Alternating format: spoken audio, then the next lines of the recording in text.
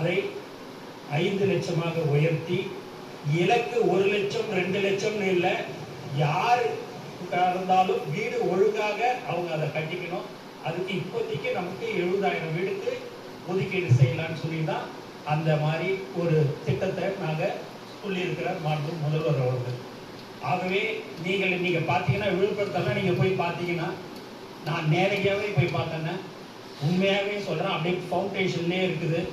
எங்களுக்கு வேறு வழி இல்லாமல் நாங்கள் அந்த பழைய இடத்துலேயே தான் நாங்கள் புதுசு வீட்டில் தான் நாங்கள் இருக்கிறோன்றத சொல்லியிருக்கிறாங்க. அதனால்